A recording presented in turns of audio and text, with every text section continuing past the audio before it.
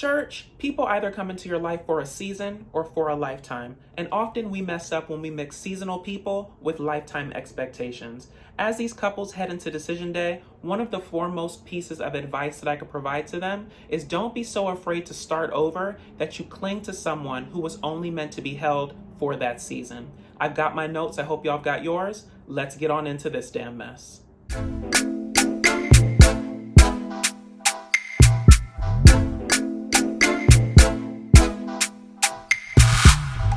All right, y'all, so let's jump right on into our hot topics. I have 3 of them. First and foremost, let's talk about Lindsey, Olajuwon, and this damn friendship. Now, baby, what a tangled web we weave, because when the season first started, they were pretty much batting heads, right? And then as the season ends, honey, they seem very chummy, very cozy, down to the damn park, sharing their respective relationships and trying to get advice from one another. Now, baby, is it me, or did they look a little bit too cozy down to that park? For a brief second, y'all, a very, very brief fleeting second, in my mind, I was like, I wonder if a Lindsey and Olajuwon relationship could work, you know? Hell, quiet as it's kept, she's probably the only one in the damn cast this season that's well suited to deal with his damn emotions going all over the damn place, because hers go all over the damn place too.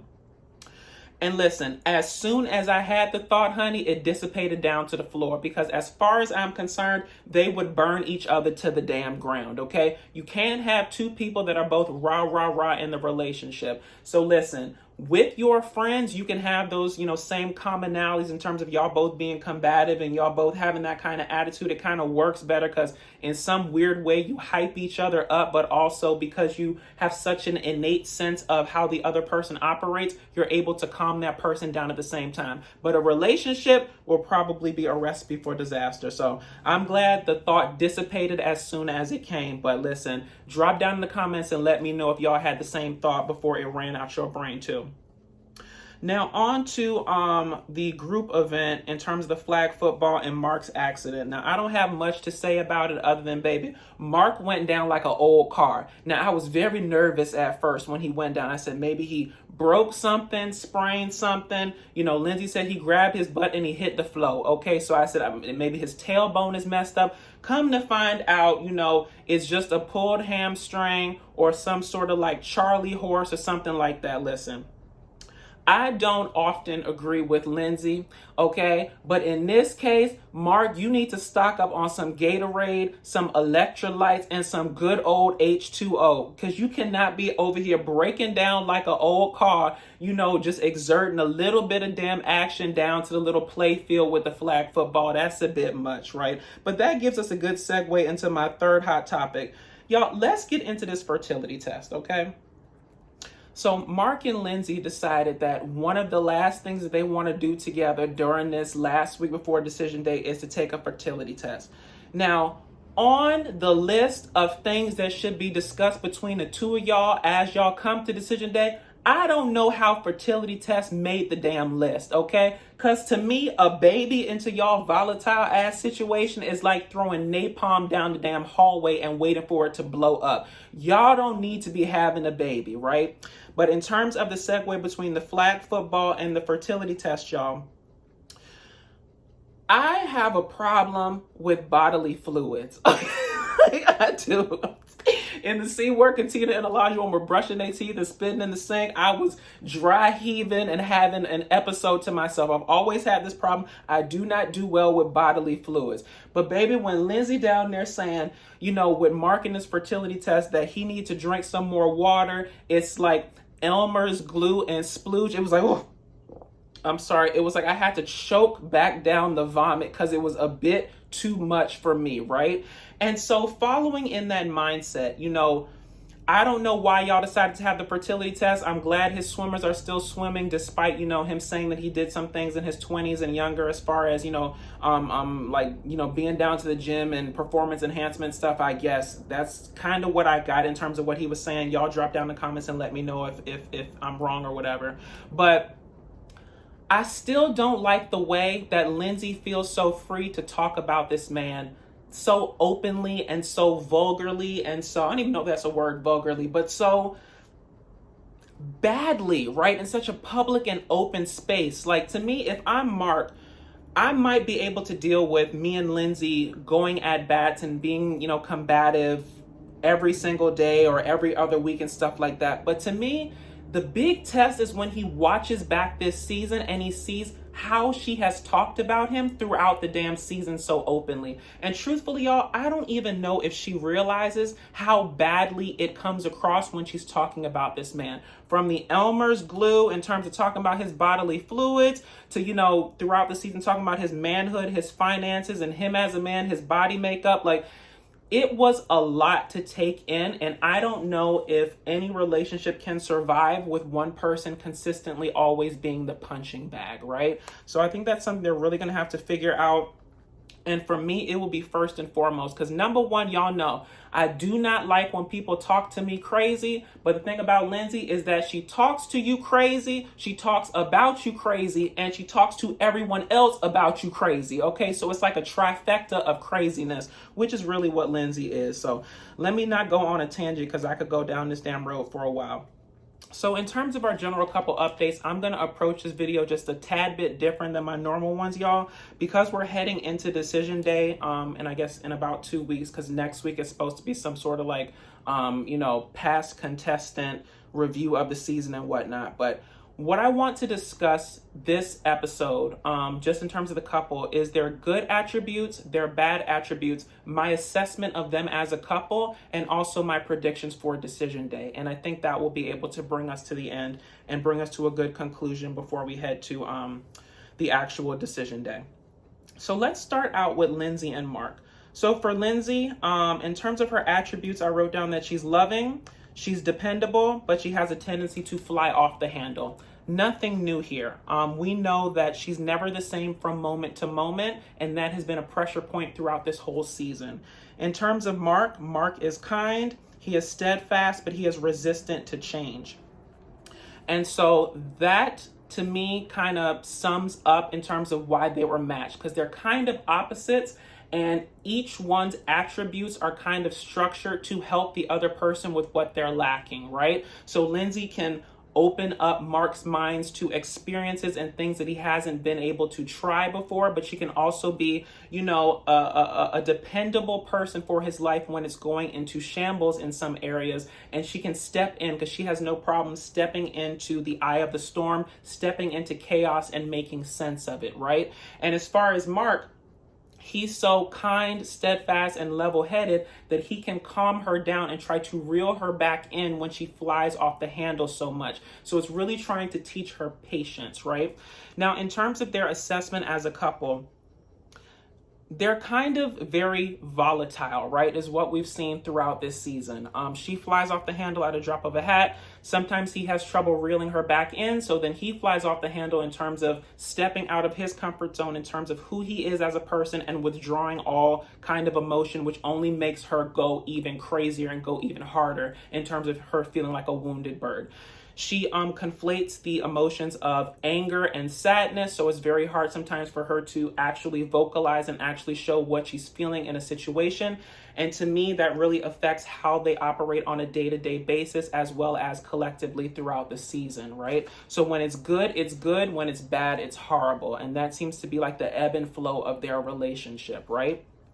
Now, one poignant thing that I feel that Lindsey brought up this episode, just in terms of Mark's resistance to change, is just talking about how she did not want to move into his past, right? And I think that's a very beautiful line with which to cap off a conversation, right? Mark is so resistant to change, and he's so in awe of yesteryear and how things used to be in terms of his family structure, in terms of his life, that he really can't embrace what's happening today and what could be, right? So when they were cleaning out, I think it was either his grandmother's house or his mom's apartment or something like that, and he was talking about how he wanted to move her in and they create a life here. And she was talking about how, give me a $500 budget and I can get this place spick and span. We're going to get rid of the cabinets, the floors, do this, do that. And you could just see in his face that he was resistant to the change of it all, right? And Lindsey was completely right. I cannot move into your past. I cannot compete with ghosts. I can't compete with the memories of your childhood and how you saw yourself back then, okay? But what I can give you is a new opportunity today. and a roadmap for how our future could be collectively and, you know, in a brand new fashion, right? I can't compete with the past. We have to look towards the future. And I think what it's going to come down to is whether Mark can get out of his own way in terms of always viewing his life in terms of the past, and also whether Lindsey can sort of calm down her wild child mentality to a point where it's easily doable for Mark to deal with it on a consistent basis, right? And so that's really yet to be seen. They're kind of like a wild card if you think about it, because sometimes they're great and you're like, okay, maybe this could work, and sometimes they're horrible and you're like, okay, this needs to end. So I really don't know. Now, in terms of my predictions for Decision Day, I'm kind of torn, right, in terms of what they'll actually do. I know what I would do. If I was Lindsey, I would say no. And if I was Mark, I would say no, because to me, they have two different love languages, two different ways that they're approaching life. And the whole trauma bonding of her being there and dependable in terms of his times of change is great, but that doesn't negate all of the other 7 weeks of dysfunction that she's brought to his life and that he's brought to her life in some respects as well. You know, it's a two-way street. So personally, I think they should both say no on Decision Day. I think Lindsey, in terms of the decision that she'll make on her own, I think Lindsey will say no, and I think Mark will say yes, okay? And I think Lindsey will say no because she knows down the road that this is not something that she wants to, I don't know, embrace for her life going forward, right? It seems like I said before, when it's good, it's great. When it's bad, it's horrible. And I think she would want to get off the merry-go-round. In terms of Mark, to me, he has a tendency to, once he gets approached with change, he's resistant to it, but after a while, he acquiesces to it, right? So I think he would say yes on Decision Day, with the hope that by saying yes, we can figure out our problems going forward, right? You know, sort of in real time without the pressure of the cameras, and see if you remove the cameras from the situation, if this is a viable situation. So like I said before, Lindsey, I say she's going to say no. Mark, I say he's going to say yes. Now, in terms of, let's move on to Katina and Olajuwon. So in terms of their characteristics, for Katina, I wrote down that she's a patient person with a fix-it spirit, and she also doesn't advocate for herself enough. And in terms of Olajuwon, I wrote down that he's practical, but that he's also controlling in a militaristic kind of way and prone to anger. Now listen, Pastor Cal a few weeks back said that Katina was what Olajuwon needed, right? But I'm not entirely convinced that Olajuwon is what Katina needs. And I say that to say this. What we've seen over the last 7 weeks has been it's kind of like Lindsey and Mark, a very volatile relationship, but kind of to the next level, because when he gets angry, he gets big mad, okay? And to me, if you got that mad with the pressure of producers, cameras, America watching, can y'all only imagine how mad he could potentially get with all that stuff removed and them being alone? That's one of the worries that I have for this relationship, because I don't know where his limit is in terms of anger, right? I know what we've seen on the screen, but hell, that's because, you know, you have people there that are, you know, he has to be accountable to, number one. And number two, you don't want to seem too crazy on TV because you'll be convicted in the court of public opinion. But when you remove those pressures from the situation, does the behavior get worse? And if yes, then this needs to be ended. And if no, then perhaps it's something that we can manage and work on. Now, in terms of Katina, once he flies off the handle, I do like that she has a fix-it spirit and she's always trying to look for the solution in a situation. But I think that in doing so, at times, she can do herself a disservice in terms of not advocating for what she wants and the behavior that she will deal with in a relationship. So I just see this as a situation where he'll be the domineering force and she'll always be trying to meet his expectations to the detriment of her own self, which is a problem, right? Now, furthermore, what we've seen through the season is that Olajuwon has kind of done these mental mind games in terms of trying to mold her into the vision that he has as a wife, right? And so listen, I don't think there's anything wrong with you having a mindset in terms of what you want for your life and what you want for your spouse and how you want it to go. But you also have to add a dose of reality into it in terms of no one is perfect and no one is going to be, able to fit into that box that you have set up for them. So you're going to have a level of give and take in certain situations. And I don't know if Olajuwon has that, right? And furthermore, Katina is a project, right?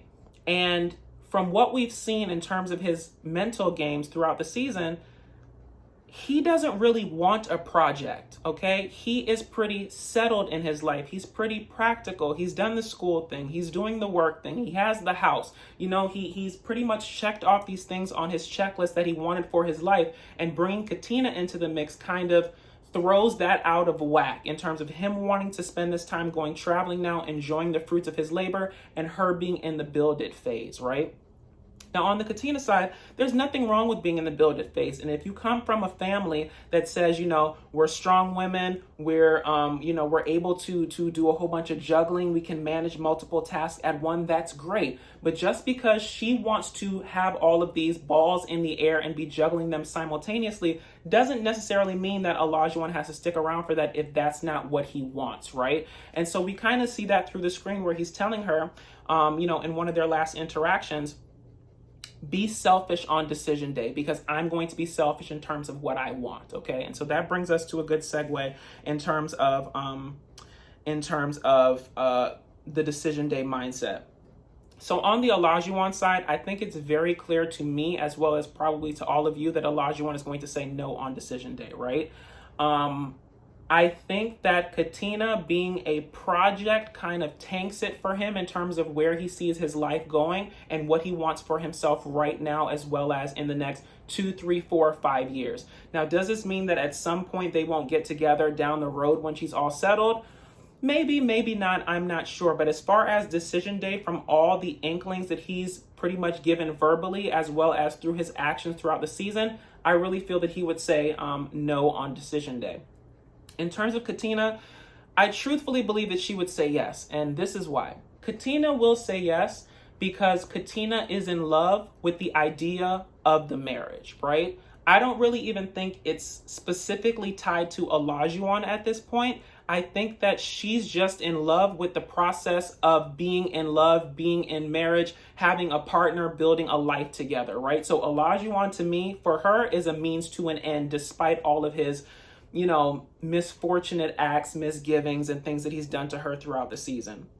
You could see in that last interaction, she was very broken up. She was very sad at the prospect of them not being together. And I think because of that and because of how she wants her life set up in terms of the husband, the education, the career, the baby, the whole package, I think she will say yes because she sees potential in Olajuwon, even though Olajuwon doesn't seem to see potential in her situation. Now, moving on to Jasmina and Michael. So strangely enough, y'all, when I was trying to write characteristics for both of them, I kept writing the same thing. So for both of them, I have calm, cool, collected, as well as strong-willed and stubborn in situations as it relates to their perspective. And I think that sums it up perfectly. They're very calm, cool, collected in most respects, but they're also very, I don't know, they always seem to advocate for their own perspective in every situation, right? They have trouble seeing it from other people's mindsets, other people's perspectives, other people's vantage points, right? And I think that's kind of initially why they first, butted heads in the beginning, because when you're so similar, sometimes it doesn't work out. Like, you have to have a good balance of opposite characteristics. And I think their big problem in the beginning was that they were butting heads because they were approaching situations exactly the same. And so you can't approach the situation exactly the same because someone is going to have to be submissive and someone's going to have to be dominant. Someone's going to have to be right. Someone's going to have to be wrong. And in most situations, you can be right or you can be married, but you can't be both. Okay. Now, in terms of them together, throughout this experience, they built what I would like to call a wonderful friendship. Okay. They started off not as enemies, but, butting heads and not really on the same page, to the part where they started to try to learn about each other, open up emotionally, and they've really developed a nice kinship, a nice emotional kind of attachment, a nice friendship. But this is not friendship at first sight, it's married at first sight, right? So therein lies the problem. After all of this time, Jasmina does not seem to have romantic feelings for Michael, even though Michael has romantic feelings for Jasmina. And as I said before in my last review of this, it's really up to Jasmina at this point. Michael has done everything to foster an environment where she feels secure, where she feels emotionally invested, and where she feels open to have these kind of emotions. So if I've led you to the water, at this point you have to drink. And if you don't drink, then I have my answer for decision day, right?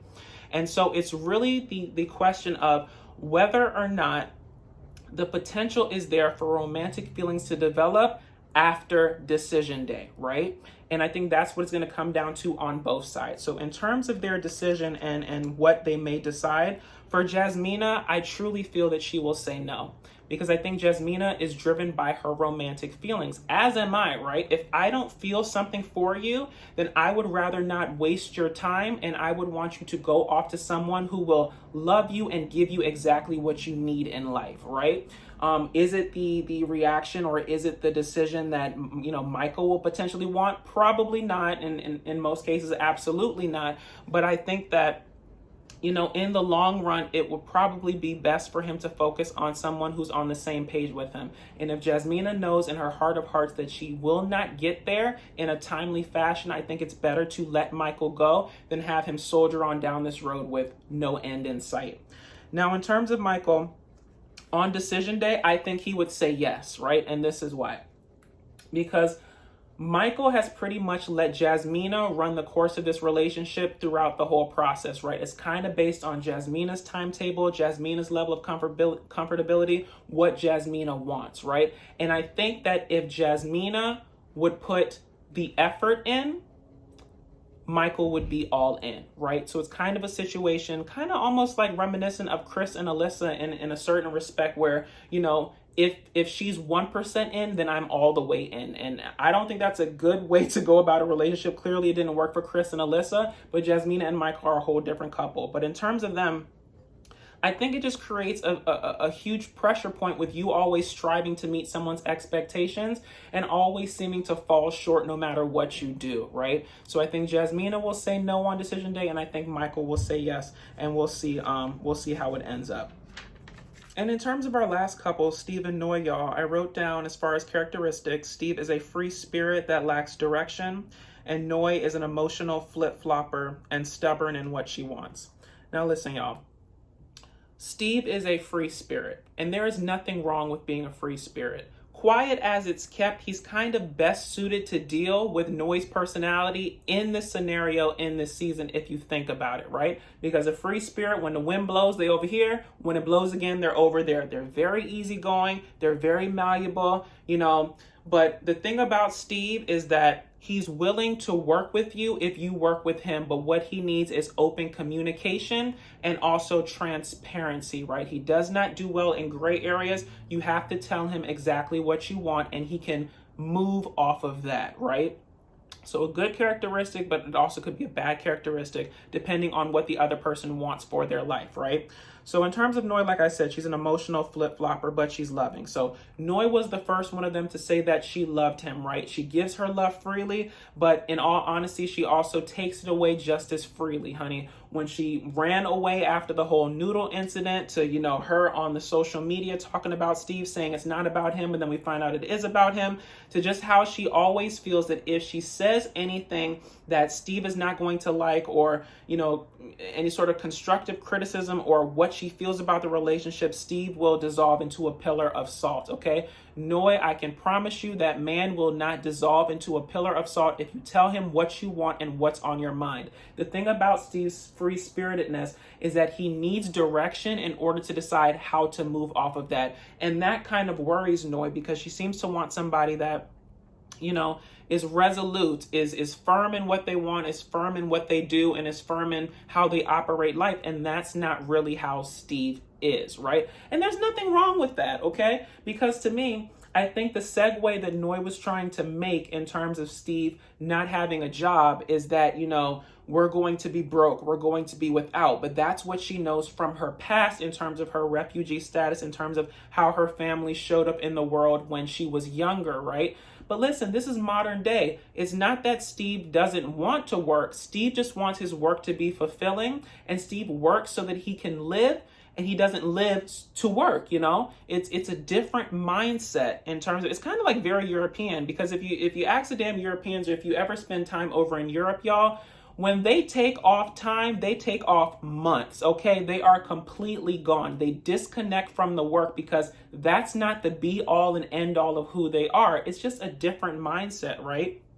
And furthermore, if you're going to leave your job, whether he got, laid off or left or however the case may be, he saved his money, okay? And clearly he's not asking you for any money. He's self-sufficient. And to me, if you can be on the damn screen buying diamonds down to the internet for a ring, it's kind of, indicative in terms of how much you saved, how much, you're able to budget for your life, and how much, money is just a tool to do the things that you need it to do, right? He does not seem broke. He does not seem destitute. And I think Noi will have to kind of move her mindset in terms of what it means to be with a person that does not have a job, right?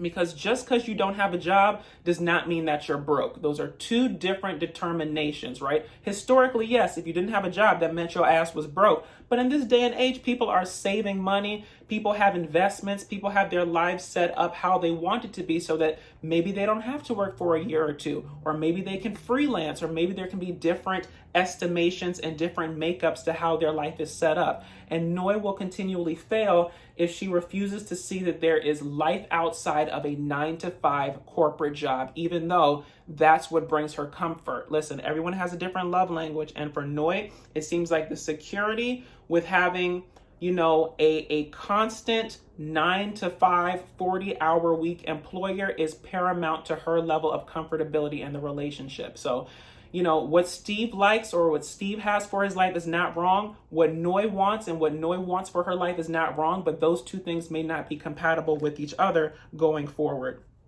Now, in terms of decision day and what they might decide, for Steve, I honestly think that he would say yes on decision day. And this is why. Number one, Steve is a free spirit. Number two, he tries to see the best in a situation, and he seems to have been able to navigate around Noi's idiosyncrasies during this damn process. So I don't think decision day would be any different, right? He kind of sees the potential in them being together, even if she doesn't see it in some respects.